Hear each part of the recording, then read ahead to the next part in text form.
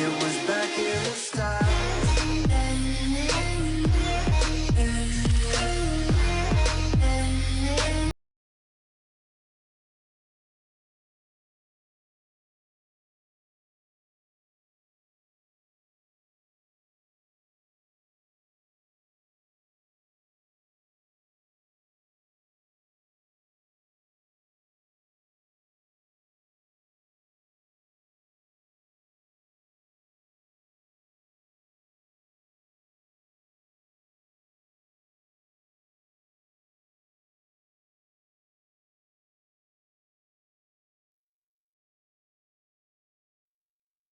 Penyusunan laporan evaluasi adalah proses sistematis dalam mendokumentasikan hasil evaluasi dari suatu program, proyek, kegiatan, atau kinerja. Laporan ini bertujuan untuk memberikan gambaran objektif mengenai keberhasilan, kelemahan, serta rekomendasi yang dapat diambil untuk perbaikan ke depan. Berikut adalah panduan lengkap dalam menyusun laporan evaluasi yang efektif.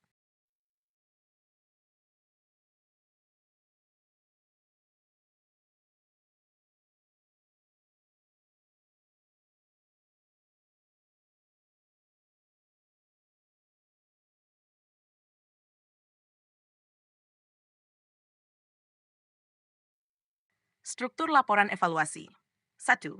Halaman judul, nama program proyek kegiatan yang dievaluasi.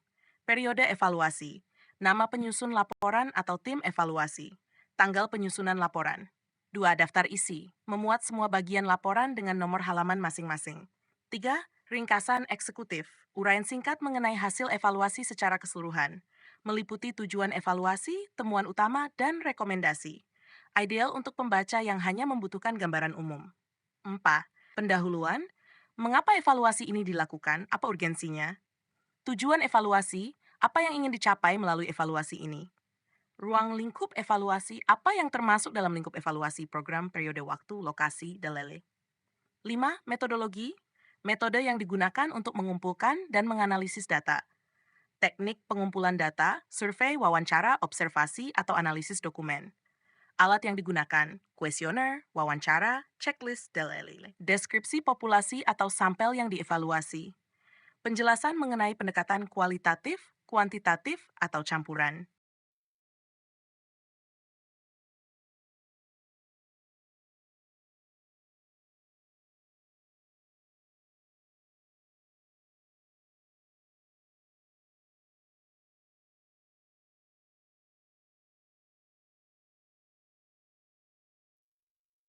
Hasil dan analisis. Paparkan temuan-temuan utama berdasarkan data yang telah dikumpulkan. Analisis hasil dalam kaitannya dengan tujuan dan indikator yang telah ditetapkan sebelumnya. Gunakan grafik, tabel, atau diagram untuk mendukung temuan. Diskusi. Bandingkan hasil dengan tujuan atau target yang telah ditentukan sebelumnya. Jelaskan faktor-faktor yang memengaruhi keberhasilan atau kegagalan. Identifikasi kekuatan, kelemahan, peluang, dan ancaman. 8. Kesimpulan, ringkasan temuan utama dari evaluasi. Fokus pada pencapaian tujuan dan indikator yang telah ditetapkan. 9. Rekomendasi, langkah-langkah konkret yang perlu diambil untuk perbaikan atau pengembangan di masa mendatang. Prioritaskan rekomendasi berdasarkan tingkat urgensi dan dampaknya.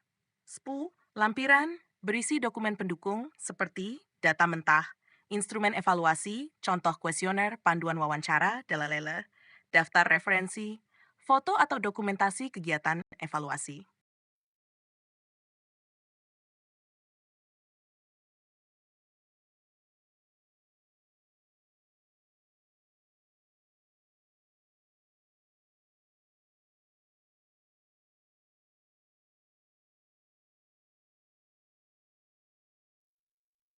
Langkah-langkah dalam menyusun laporan evaluasi.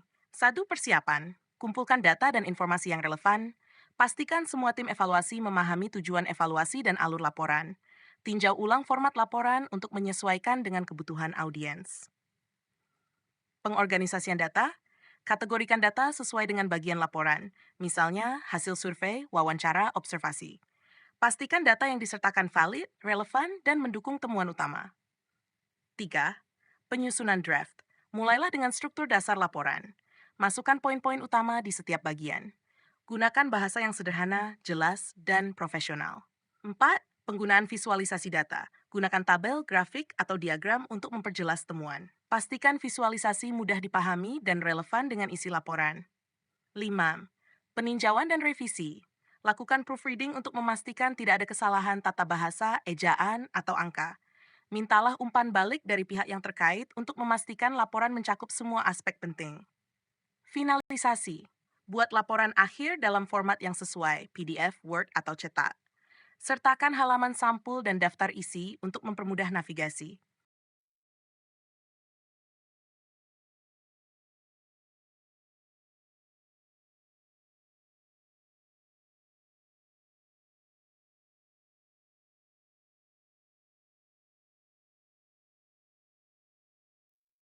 Tips untuk menyusun laporan evaluasi yang efektif. Fokus pada tujuan evaluasi. Jangan menyertakan informasi yang tidak relevan atau terlalu detail sehingga laporan menjadi tidak fokus. 2. Jaga objektivitas. Hindari bias dalam menyampaikan temuan. Semua hasil harus didukung oleh data atau bukti. 3. Gunakan bahasa yang jelas dan profesional. Hindari istilah teknis yang sulit dipahami oleh audiens umum. Gunakan kalimat aktif untuk membuat laporan lebih dinamis. 4. Prioritaskan rekomendasi. Berikan rekomendasi yang realistis dan dapat diimplementasikan. Susun rekomendasi berdasarkan tingkat urgensi atau prioritas. Link sertakan visual. Diagram, grafik, atau infografis dapat membantu menyederhanakan data yang kompleks. 6. Pertimbangkan audiens. Sesuaikan isi dan gaya laporan dengan siapa yang akan membaca laporan. Manager, tim evaluasi, investor.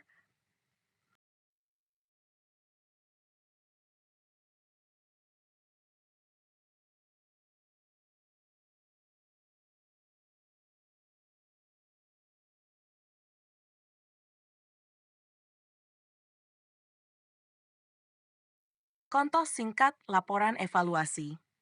Judul, Evaluasi Program Pelatihan Kepemimpinan tahun 2024. Ringkasan, laporan ini mengevaluasi pelaksanaan program pelatihan kepemimpinan tahun 2024 yang bertujuan untuk meningkatkan keterampilan manajerial karyawan. Temuan utama menunjukkan bahwa 85% peserta merasa pelatihan memenuhi ekspektasi mereka, meskipun dapat tantangan dalam pengelolaan waktu sesi pelatihan. Rekomendasi mencakup penyesuaian jadwal pelatihan dan peningkatan materi studi kasus. Metode, survei kuesioner dan wawancara mendalam. Sampel, 50 peserta pelatihan. Alat, skala penilaian 1-5, panduan wawancara. Hasil dan analisis. Level 5% peserta memberikan penilaian positif terhadap pelatihan. 15% merasa durasi sesi terlalu panjang, mengurangi konsentrasi. Studi kasus nyata dianggap sangat bermanfaat oleh 90% peserta. Rekomendasi. Kurangi durasi sesi pelatihan menjadi maksimal 4 jam per hari. Tambahkan lebih banyak studi kasus nyata dalam materi pelatihan. Tingkatkan pelatihan online untuk menjangkau peserta yang lebih luas.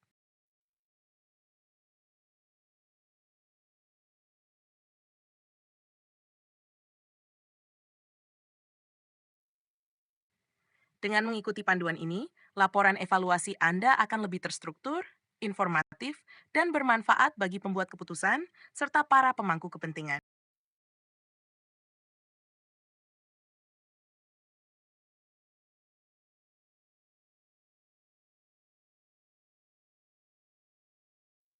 Demikian, semoga bermanfaat.